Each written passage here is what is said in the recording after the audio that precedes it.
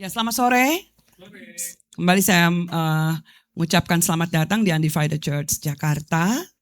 Dan pada hari ini saya akan melanjutkan eksposisi dengan tema besar Tetaplah Berdoa. Dan tidak terasa ini adalah minggu yang terakhir setelah kurang lebih 3 bulan kita mengadakan eksposisi. Ya, dari berbagai macam doa, salah satunya ada doa Bapa Kami juga. Dan minggu depan Bapak Gembala akan memberikan summary dari Tetaplah Berdoa eksposisi. Dan hari ini kita akan bersama-sama melihat bagian dari doa Paulus yang diambil dari Efesus 3 ayat 14 sampai 21. Saya memberi judul Doa yang Dewasa. Coba saudara bacakan. Doa ya, doa yang dewasa. Ya, berarti ada doa yang kekanak-kanakan ya. Ya. Secara tradisional, surat Efesus dipahami ditulis Paulus ketika ia berada di dalam tahanan di Roma. Sekitar tahun 60 sampai 62 Masehi. Paulus berada dalam tahanan rumah selama 2 tahun. Ia memang dibelenggu, dijaga oleh prajurit Romawi, tetapi masih diizinkan untuk mengajar, terima tamu, ya, memberitakan Injil.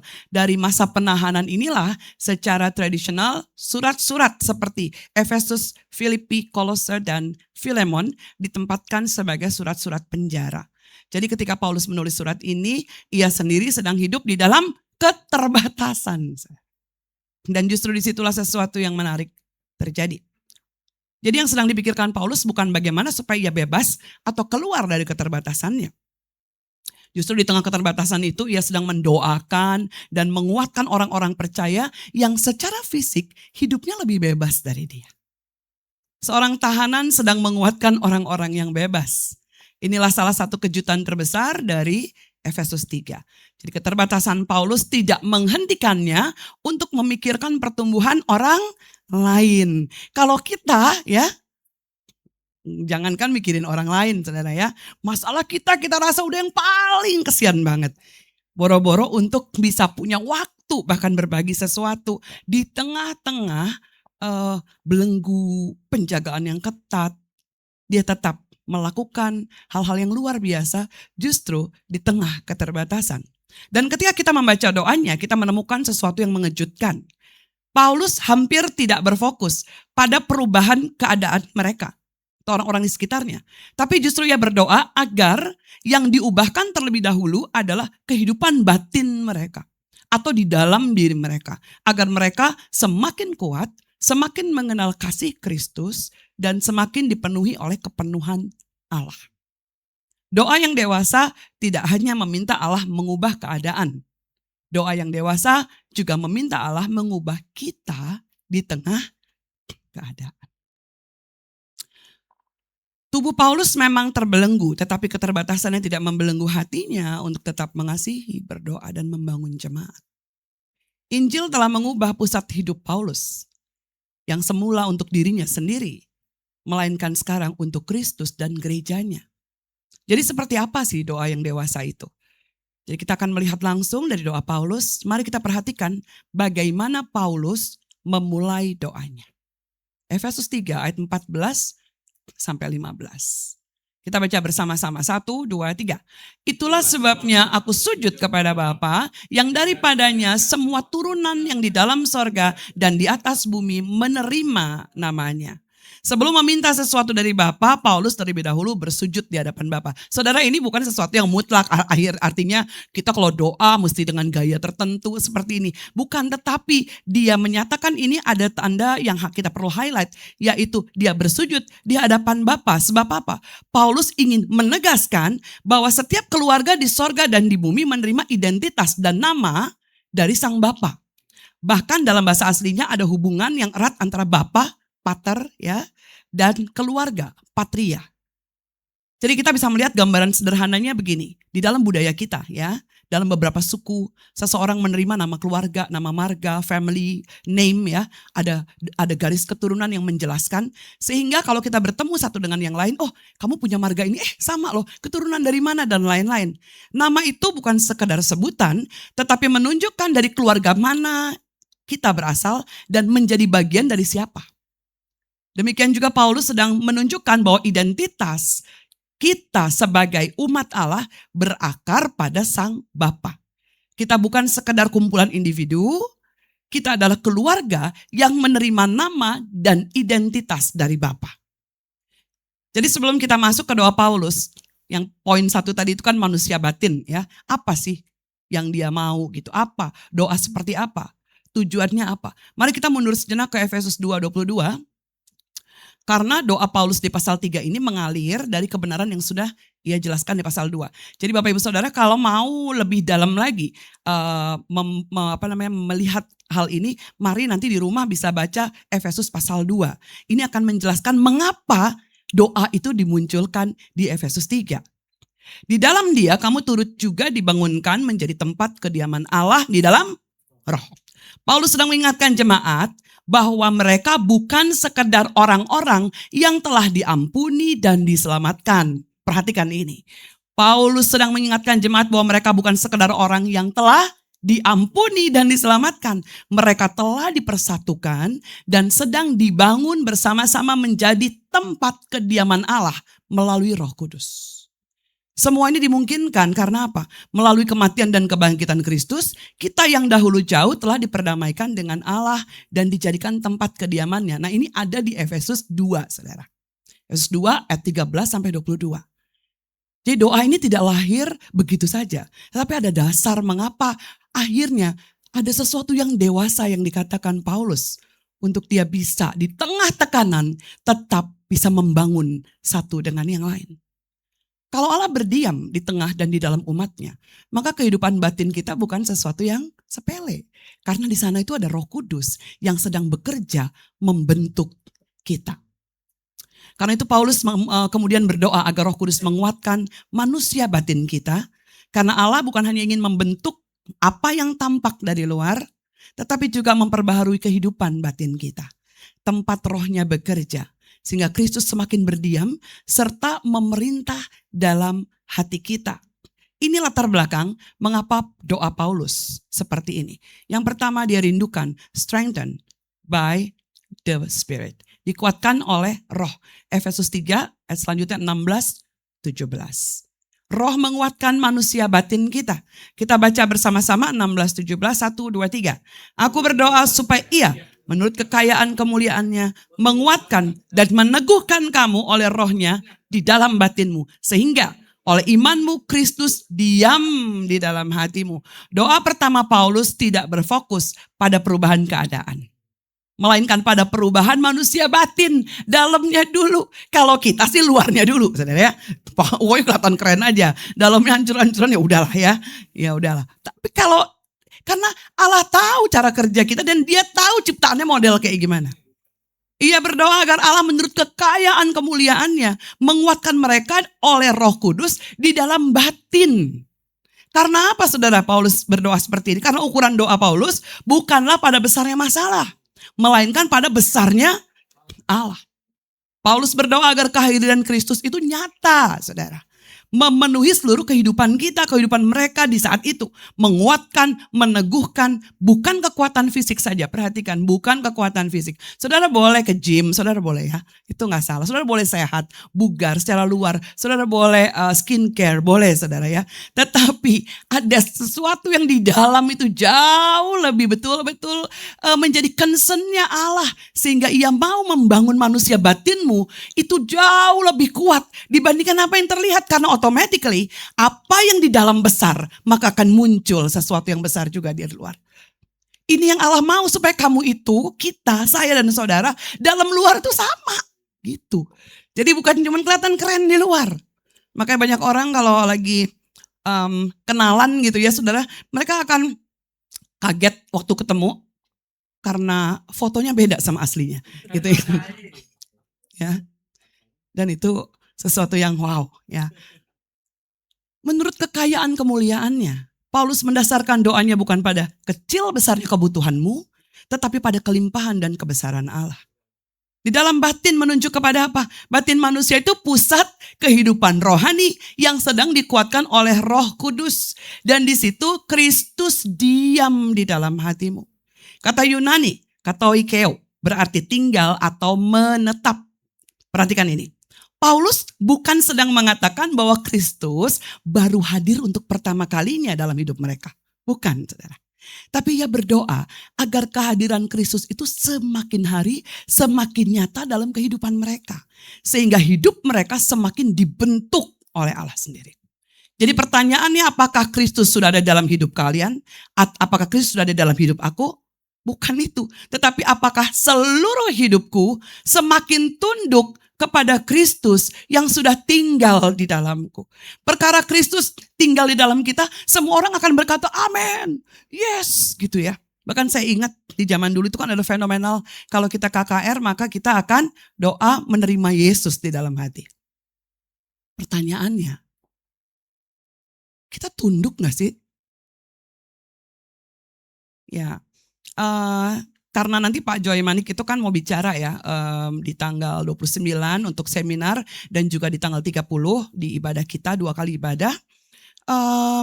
Saya mulai mendengar juga gitu khotbah-khotbah beliau. Dan salah satunya ada yang menarik, waktu beliau ini masih seneng banget mabok-mabokan di Bandung ya waktu itu.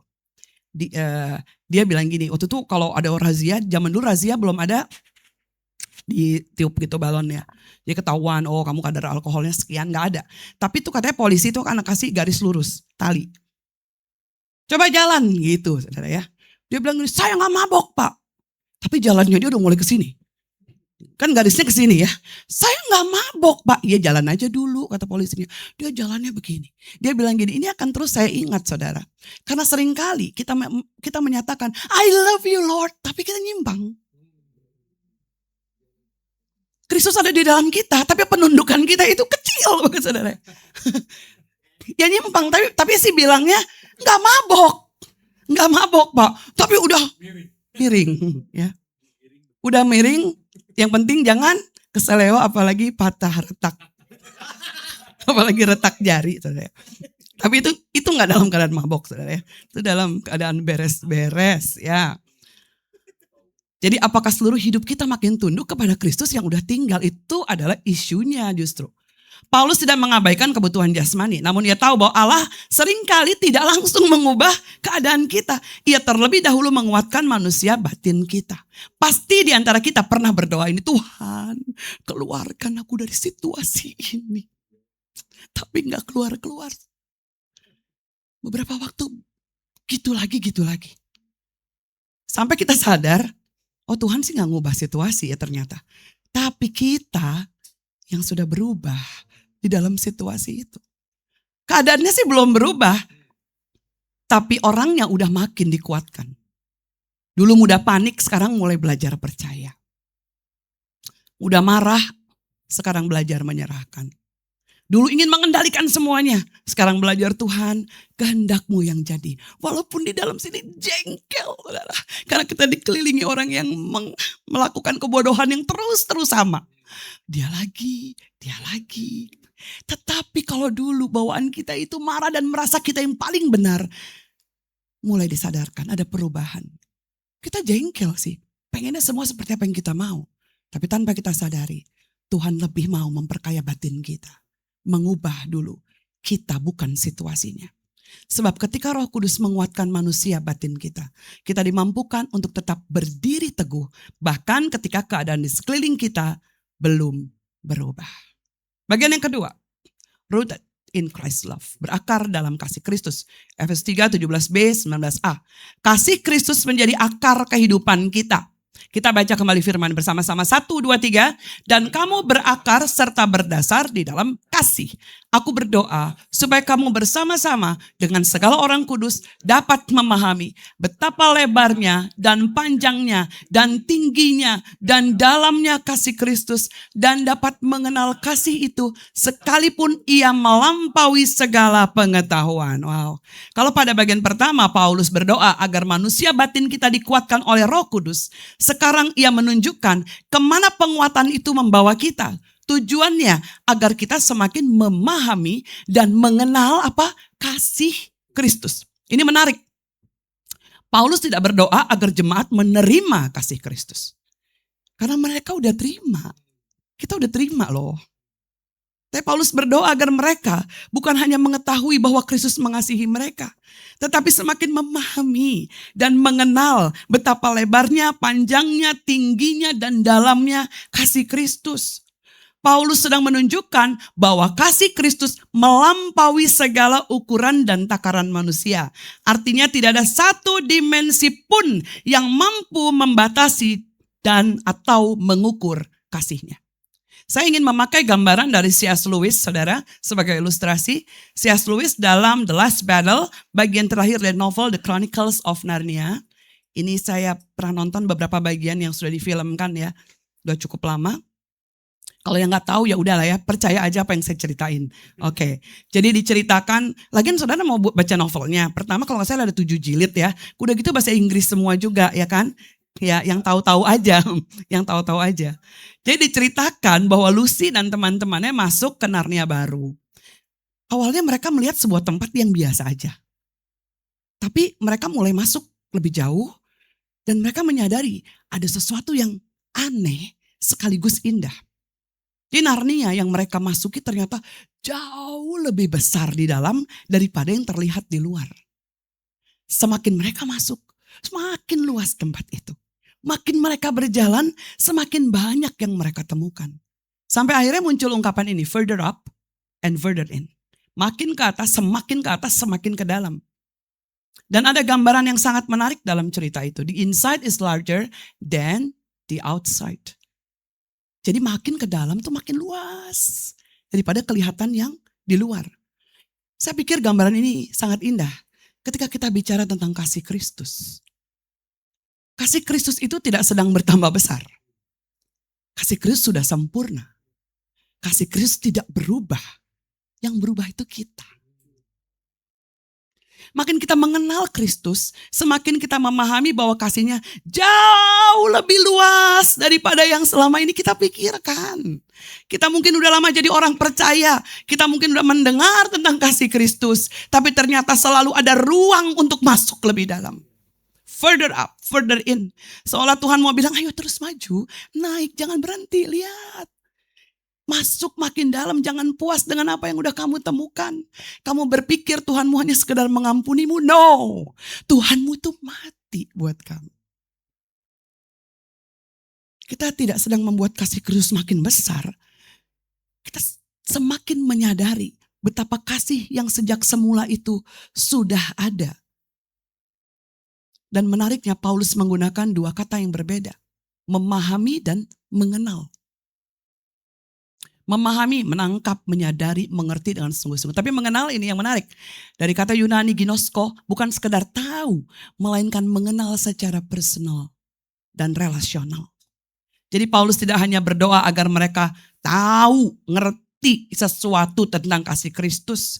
Tetapi agar mereka mengenal kasih itu secara pribadi. Banyak dari kita Kristen bertahun-tahun tahu paling jago deh ngomong kasih Allah. Tetapi kita gak pernah mengenal secara pribadi. Mengalami sebagai realitas yang semakin memenuhi kehidupan kita. Kita sering bermain-main dan menganggap kasih Tuhan itu murahan. Seperti kasih kita kepada sesama manusia. Paulus tidak sedang berkata bahwa kasih Kristus dibuat supaya lebih besar. No, tapi Paulus berdoa agar hati kita diperbesar kapasitas untuk semakin dapat mengenal kasih yang sudah begitu besar.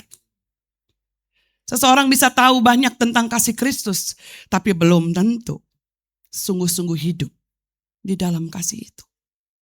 Paulus berdoa agar kasih Kristus enggak hanya sampai di pikiran, tapi juga mengubah.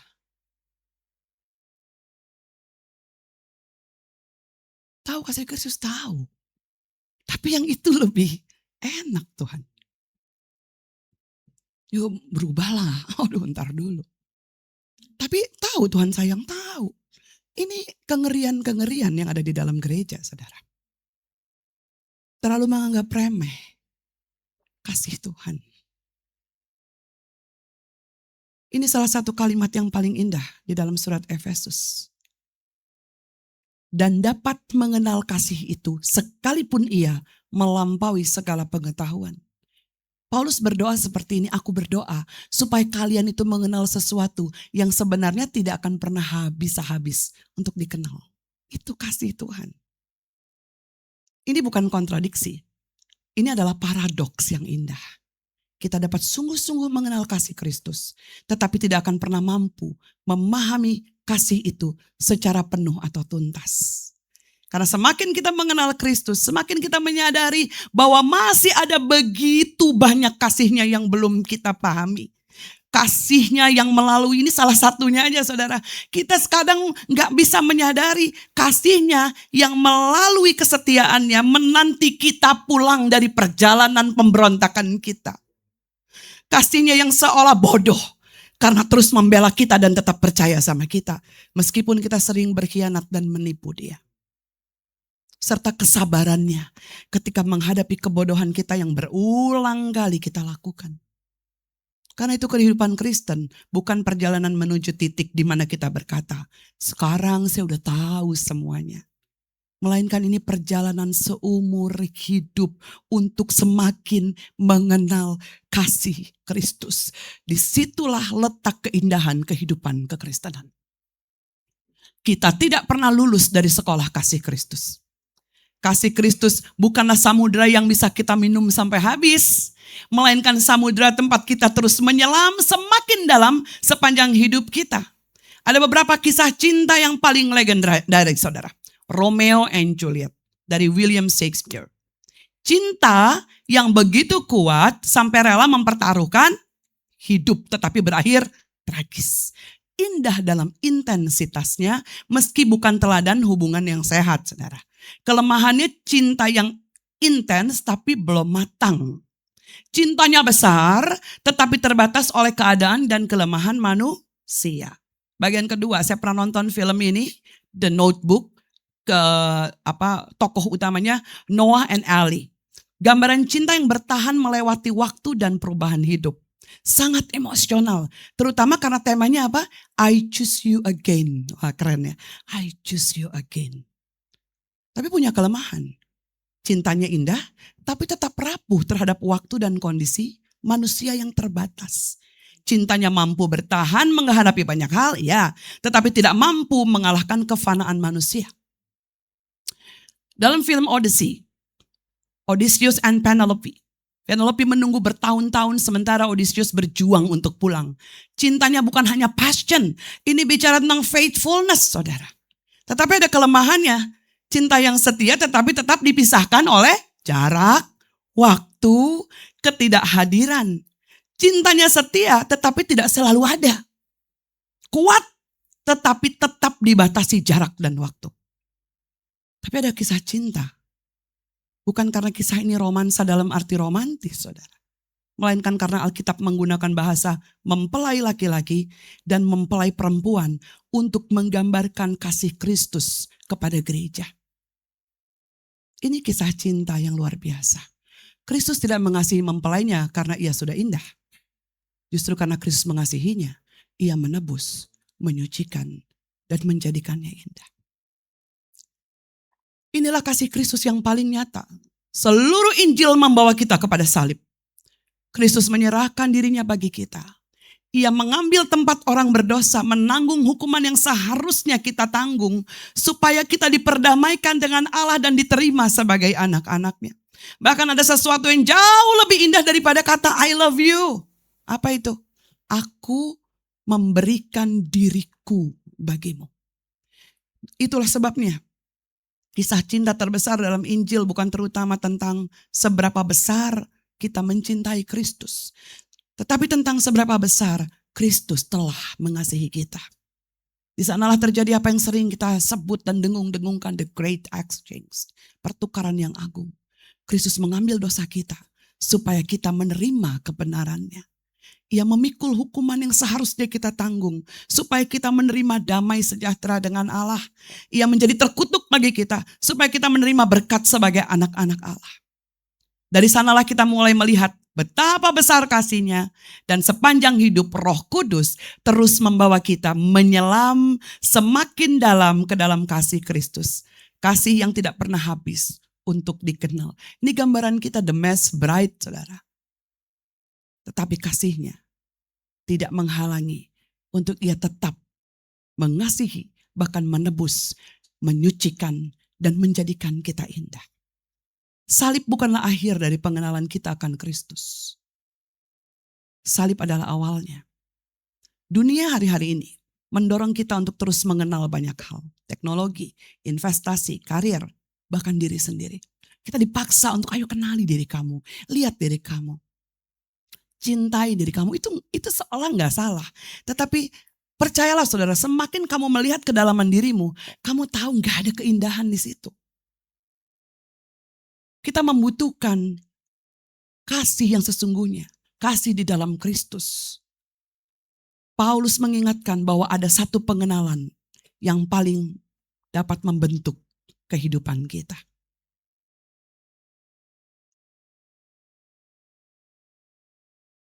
Sebab orang yang sungguh-sungguh mengenal kasih Kristus akan memiliki identitas yang kokoh, hati yang dipulihkan, dan kasih yang sanggup mengasihi orang lain. Saudara perhatikan ini ya. Ya. Ini adalah bangunan paling tinggi ya di Dubai, Uni Emirat Arab. Ini Burj Khalifa. Gedung tertinggi di dunia 828 meter di Guinness World Records, mencatat sebagai the tallest building. Bayangkan sesuatu yang sangat tinggi, gedung tertinggi di dunia namanya Burj Khalifa, tinggi 828 meter. Namun apa? Kita bisa ngukur kan? Kita bisa mengatakan sampai di sini tingginya. Tapi kasih Kristus tingginya gak bisa diukur.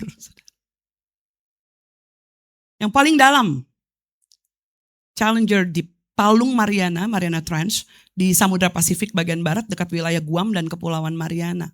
Bagian terdalam laut yang diketahui adalah Challenger Deep, sekitar 10.935 meter di bawah permukaan laut menurut Guinness World Records. Manusia bahkan sudah mengirim kapal selam sampai ke titik terdalam laut lebih dari 10 km ke bawah, dan yang artinya bisa diukur.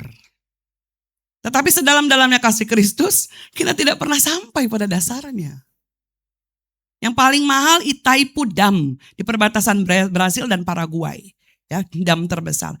Guinness mencatat Itaipu Hydroelectric Dam sebagai single most expensive object on earth dengan biaya pembangunan sekitar 27 miliar US dollar pada tahun 1984. Sekitar 35,93 miliar US dollar dalam nilai sekarang menurut catatan Guinness. Manusia bisa menghitung harga sesuatu. Bahkan proyek terbesar dan termahal pun punya angka. Manusia bisa menghitung. Tetapi kasih Kristus gak punya price tag. Setinggi-tingginya langit. Kalau saudara belum ngeh ya, doa Paulus ini, saya mau ingetin lagu sekolah minggu itu. Lebih tinggi kasih Yesusku, sedalam-dalam lautan, lebih dalam. Ini gak ada yang sekolah minggu kayaknya. Seindah-indah pelangi, lebih indah kasih Yesusku. Kasih Yesus, oh. Kenapa pakai eho? Mengalahkan segalanya. Kasih Yesus mengalahkan segalanya. Yesua Abraham dia kasih gubahan lirik. Setinggi-tingginya dolar, lebih tinggi kasih Yesusku. Sedalam-dalamnya saham, lebih dalam kasih Yesusku.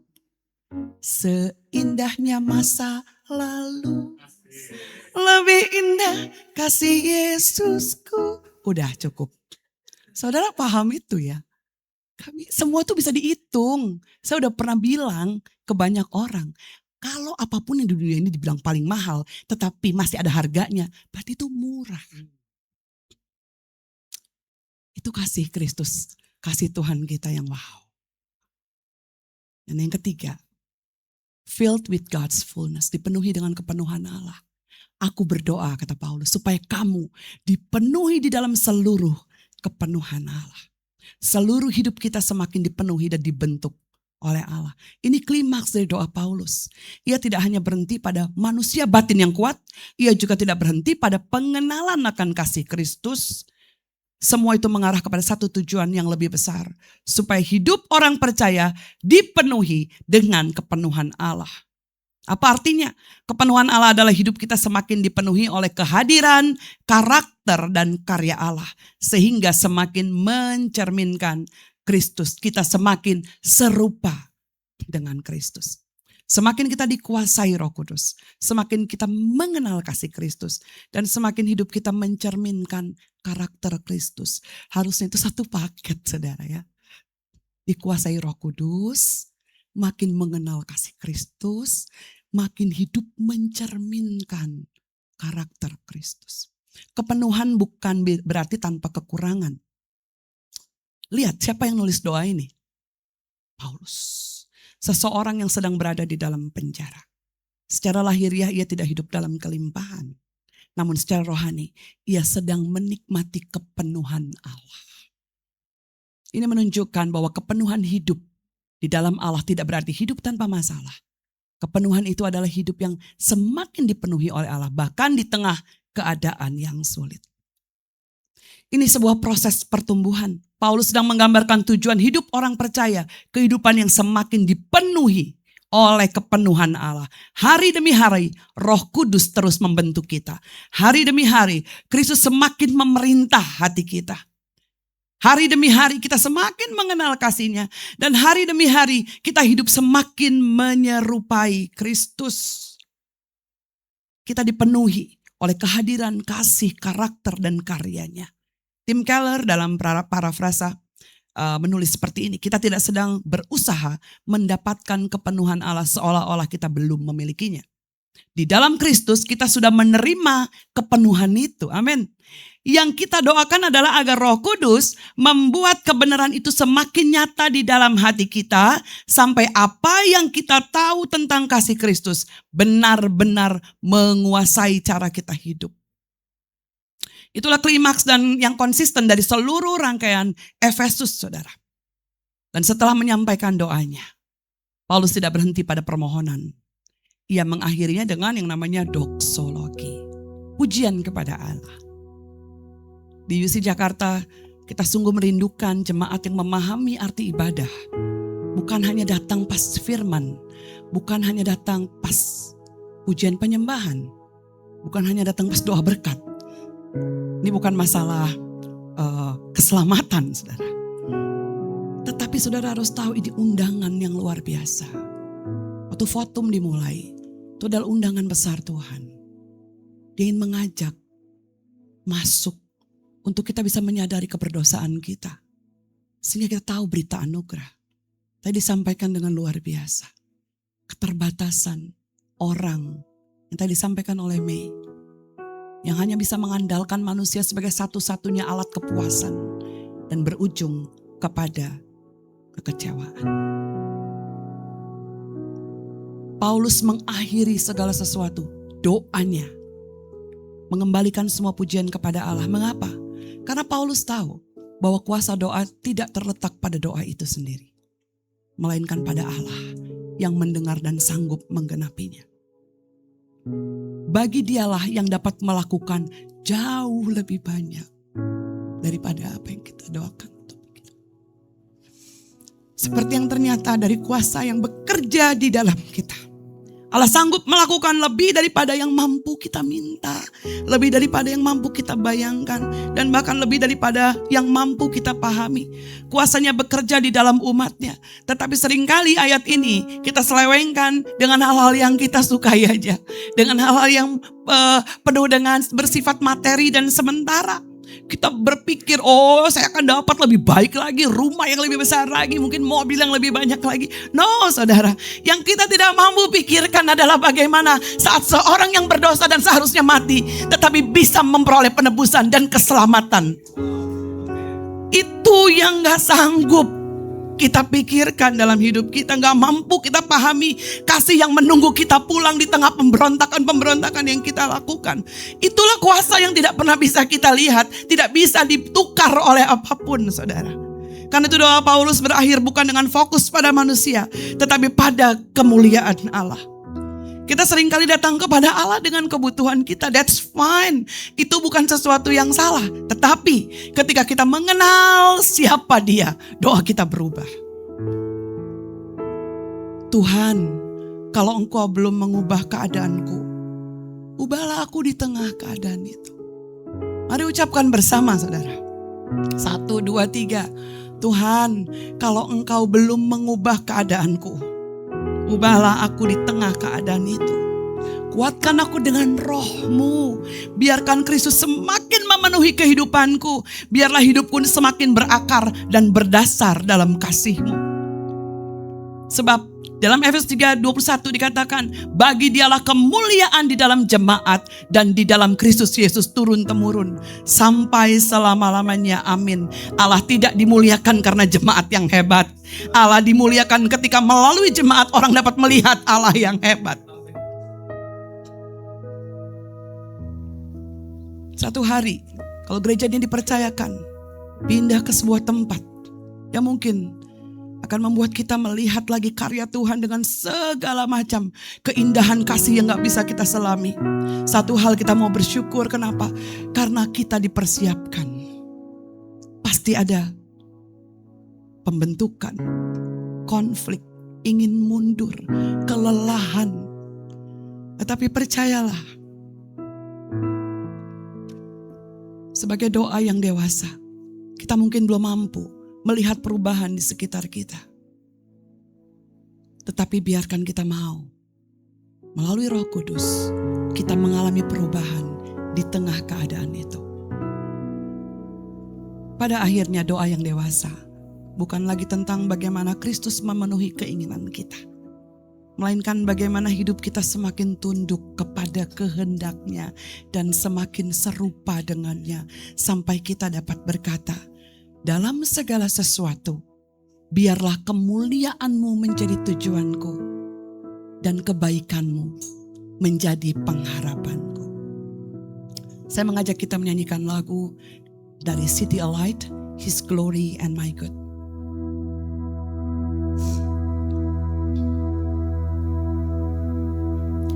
Bagi Dia kemuliaan, bagi Dia pujian, hanya Dia nama yang berkuasa. Amin.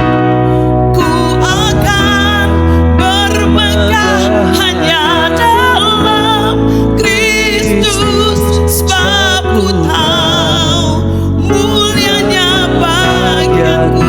Saya mengundang setiap kita bangkit berdiri bagi Dia, bagi Dia kemuliaan, bagi Dia pujian, hanya Dia nama yang berkuasa. Ku akan bermegah hanya dalam Kristus, sebab ku tahu mulianya bagianku. Oh God, be the glory. To oh God, be the glory. To oh God, be praised, He the Lord, and the name above all names. I will boast ever only in the Lord my God, for I know His glory is my good. Yes, I know. Yes, I know. His glory is my good. Yes, I know. Yes, I know. Amen. His glory is my good. Kami bersyukur Tuhan. Terima kasih Tuhan. Terima kasih. Terima kasih. Segala pujian hanya bagi-Mu. Soli Deo Gloria.